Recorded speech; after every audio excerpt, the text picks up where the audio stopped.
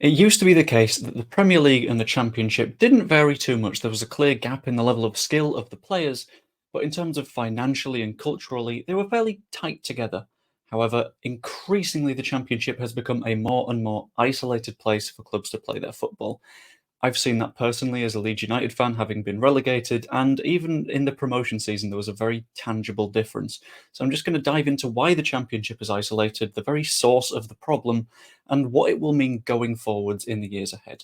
Now, to discuss the core issue and the stuff that is like foundational to the Championship being so drifted from the Premier League, the first thing to talk about is Premier League TV money. Premier League TV money is absolutely massive.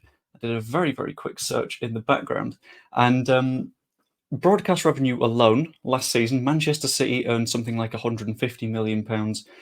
Even Brighton earned about 120 million quid. That is an incredible amount. It is absolutely huge for any club. For Luton, it could be completely transformative. They probably won't stay up, but that's a lot of money to absolutely regenerate their club from the ground up. By comparison, the EFL TV deal is not very good. It was negotiated by Sean Harvey a long time ago. I think it's changing in the coming years with Sky slightly adjusting the way they're doing things. I remember DAZN came in with a bid to televise all UK TV games, which would have been huge and provided a lot more cash for Football League clubs, but that one didn't come to pass. Championship clubs on average get something like £7 to £8 million. The more you're on TV, the more money you get, for example, but that's roughly it. However, there are some clubs in the Championship that earn a little bit more, and that's through parachute payments. So when you get relegated, I think in the first season you get something like 55% of what you would have gotten in the Premier League. Then I believe it's 45, and then it drops to 20%, and then you're done. You get 3 years of extra money, then it stops. Still quite a lot, especially compared to the clubs around you. Off the top of my head, I think 55% of TV money would be something like 40 odd million pounds, which is already 5 times what other Championship clubs are earning across the entire year, plus you get what the Championship clubs get. It's bizarre. Another part of the issue is transfer hyperinflation. In recent years, Premier League clubs having so much money means that players that are even near Premier League standard are selling for massive amounts. Brendan Aronson is a good example. He wasn't someone that could hang in the Premier League. 9 shots on target all season and cost 25 million quid. Similar number for Dan James.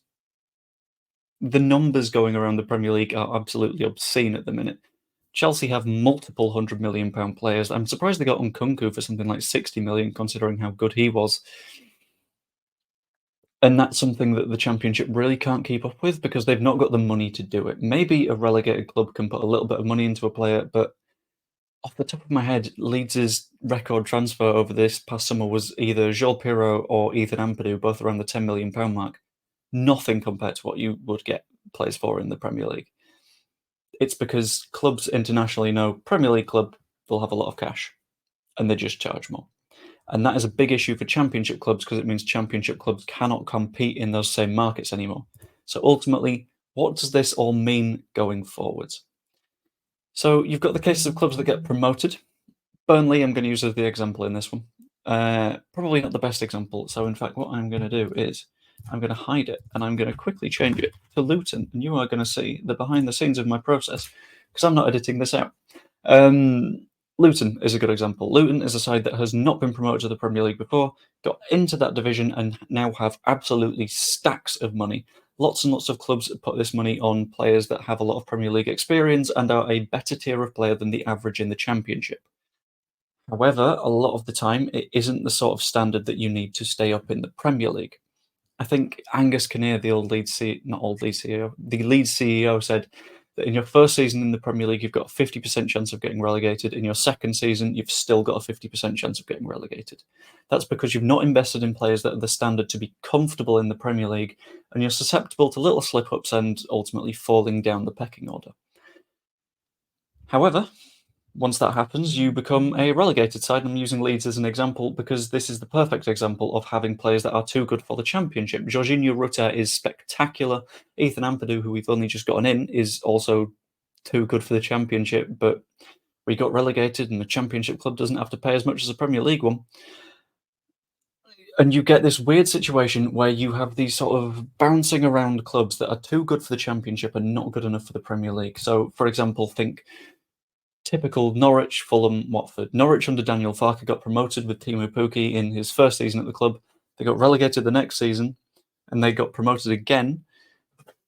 And it's a very, very bizarre situation of you've got players that will walk the Championship. Leicester are another example. They are absolutely stomping all over the league. I have no doubt that they go up this season.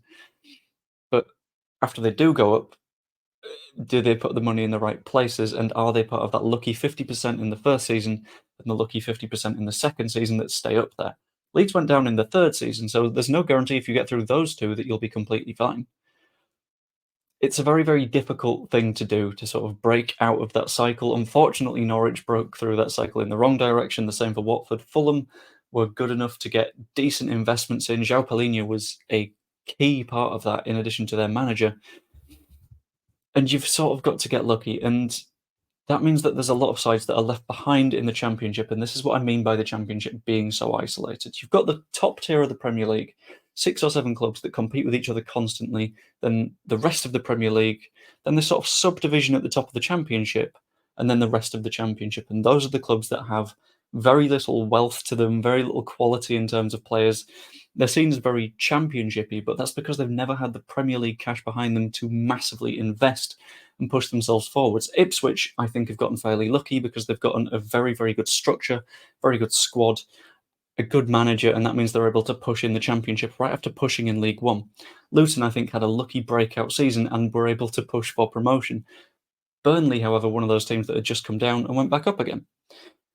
Very few teams from that left-behind group in the Championship in any given season will be able to push into that promotion group and the playoff lot, and it's a struggle, and we risk British football becoming even more tiered than it was before. So hopefully this next TV deal will help with the financial side of things. Hopefully the Premier League is a little bit better at redistributing because it doesn't need all that money. In the end, it's just driving its own prices through the roof constantly. And what does the future hold? The cynical part of me says the future holds this happening more and more often and no way of being able to break through it. The optimist says there might be a little bit more redistribution of TV cash from the Premier League down the pyramid that helps smaller clubs to sort of grow and get better facilities and attract better international players. But I personally don't see that. With the top 6 previously saying we'll completely separate and form the Super League, it took a lot of fan anger for that to not happen.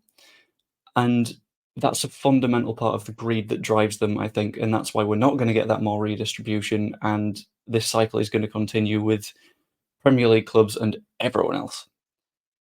Let me know what you think in the comments below. I think it's a really interesting topic, and that's why I've liked sort of diving into it. Like the video if you enjoyed, and subscribe if you've not yet. It is massively appreciated.